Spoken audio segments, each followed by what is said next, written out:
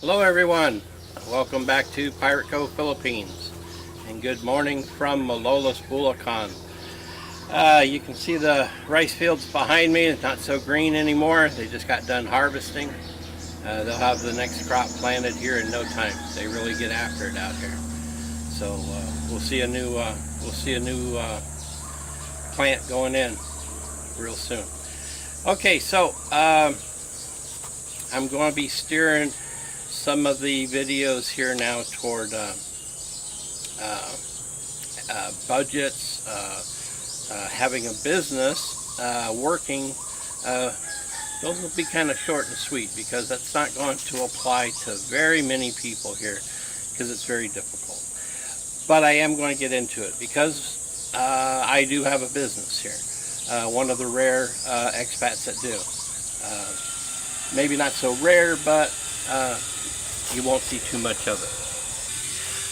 But many discussions and some discussions that have come up again recently about budget to live here, the money you need to live here, and having your income has come up again just recently. And so while it's still kind of in my head, I wanted to hit on a few things of it.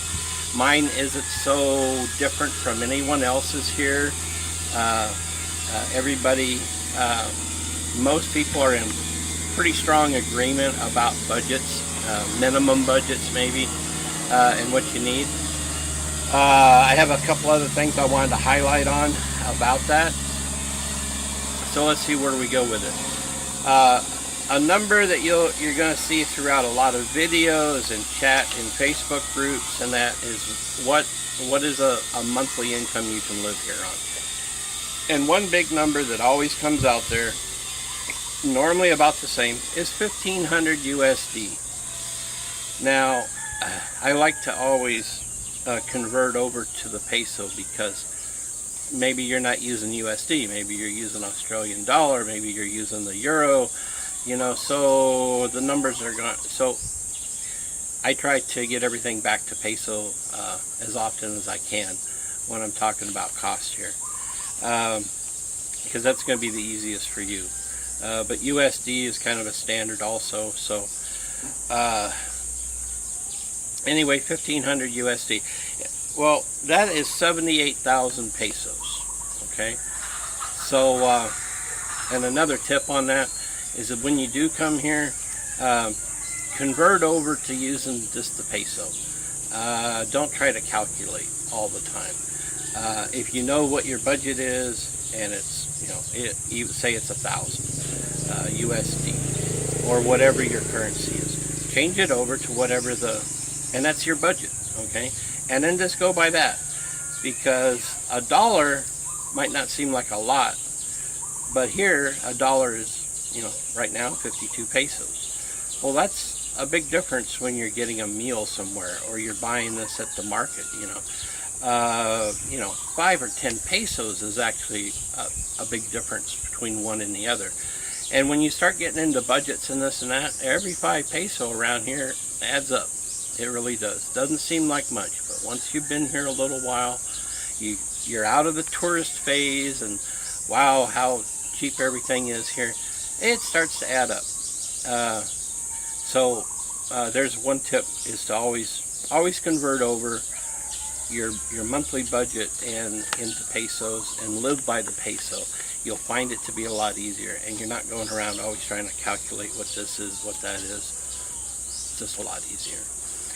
Okay, so 1500. Now this was has been up on the internet a few times about Social Security. Now of course this is only going to apply to Americans, but that's probably the biggest part of my audience anyway, my small audience. But Social Security, so, and that's when to retire. You've got 62 or 65, or what used to be 65. Nowadays you don't retire at 65.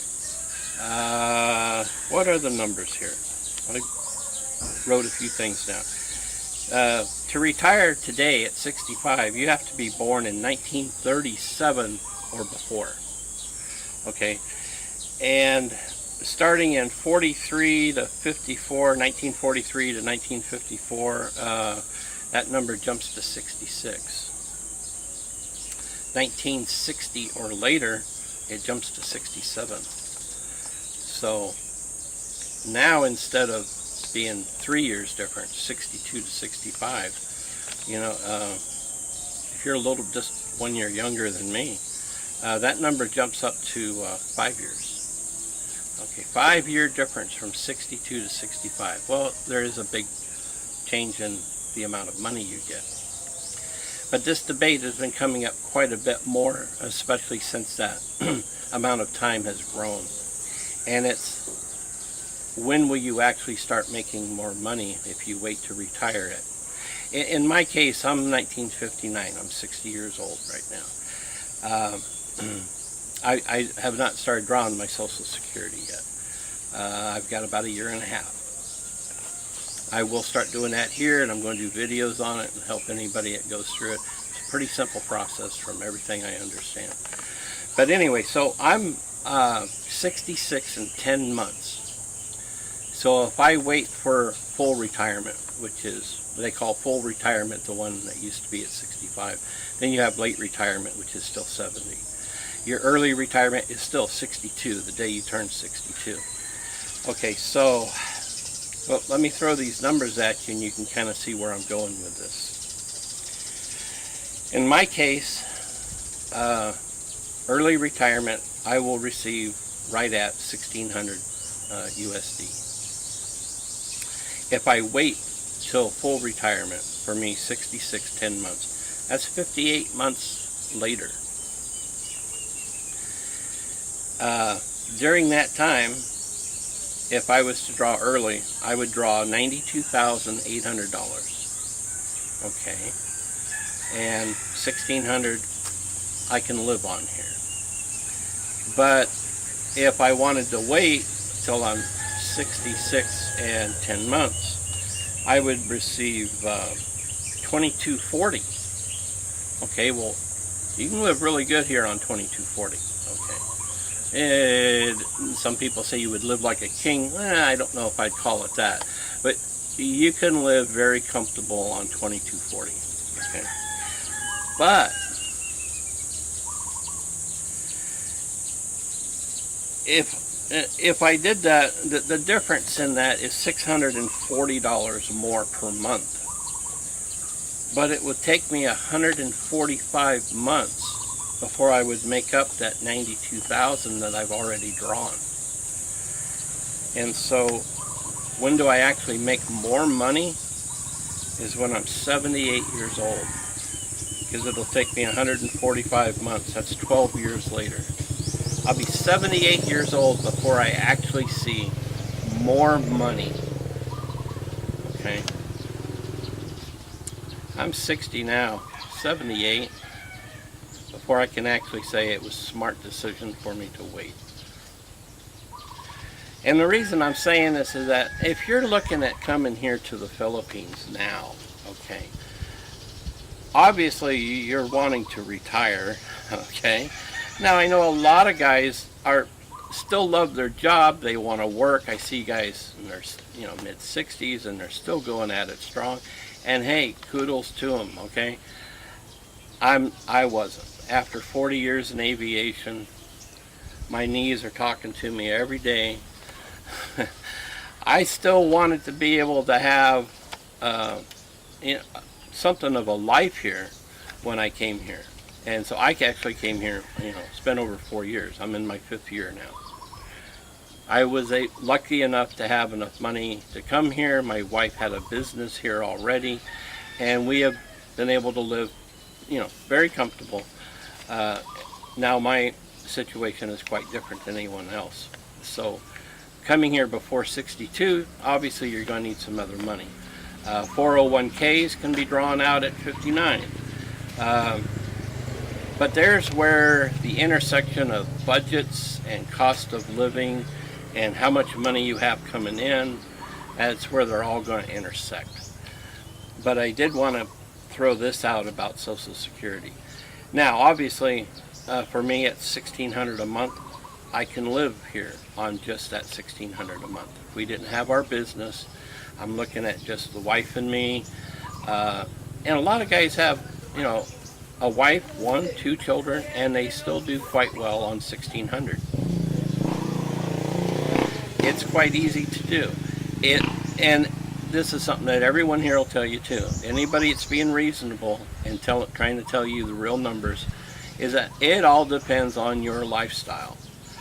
Now, obviously, most people need to at least understand coming here, it's a simpler life, okay? And I think that's the draw for many of the guys coming here. Not all, certainly not all, but many of them will tell you they enjoy the simpler life. But that simpler life is different for everybody too, okay?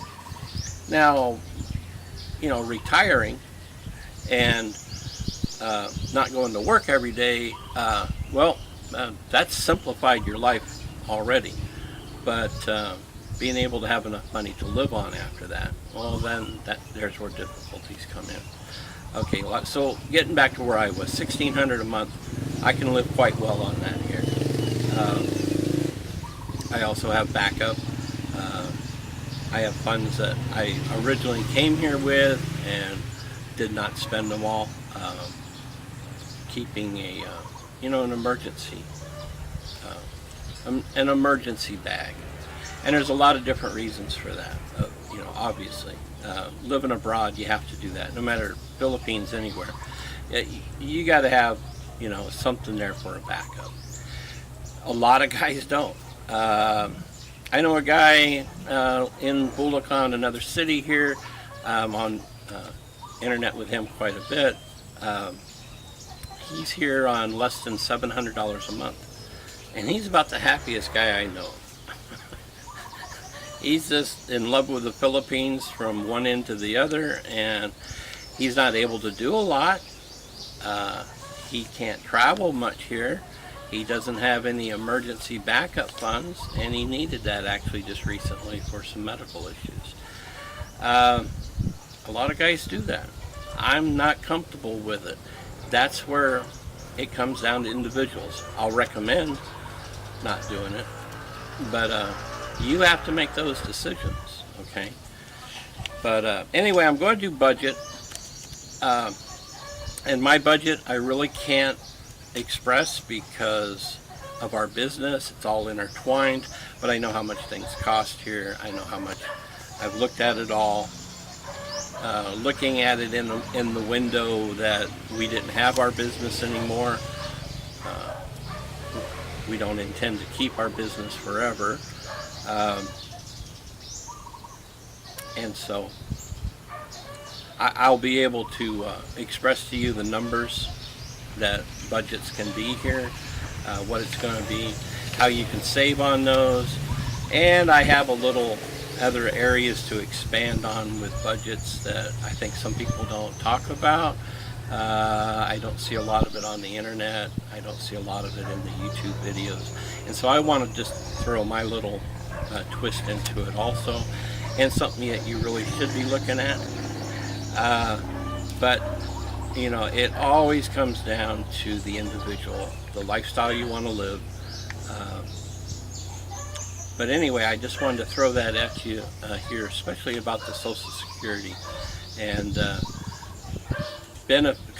pros and cons about early retirement and whether or not that works for you. So anyway, here's this one. I'll be back at you here real soon with some of the upcoming ones, budgets and businesses here in the Philippines. All right, thanks for tuning in, everybody. I'm going to get back in before it gets too hot. It's just blazing right now. If you're going to come here, if you're going to come to visit, you're going to move here, do it before April. December to April. Wait till after Christmas. Wait till after Christmas. Come here. The coolest time here is January, February, March. End of March, the weather starts getting hot. April, you're usually into the hot. Really good. It's later in May now, and the heat index every day has been 105 and above.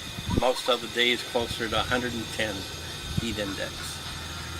It's this hot, okay? And we've already seen rain around here. Some other people reporting nearby, they've been getting rain every day. That's kind of early. It's the 22nd of May, 23rd of May. That's a little bit unusual, but in June, the rains start. And the rains can go easily all the way, I've seen, till Christmas.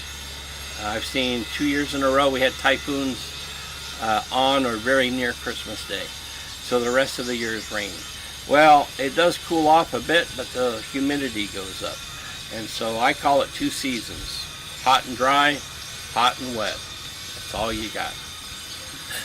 So consider coming when it's a little easier, so you can ease into those hot days. If you show up here this week, middle of May, end of April, you may want to consider whether or not you made a good move moving here. It'll definitely get to you. I don't care where you're from. The heat will get to you here. All right, so keep that in mind too. All right, I've rambled again too long. I'll see you in the next video. Thanks for tuning in.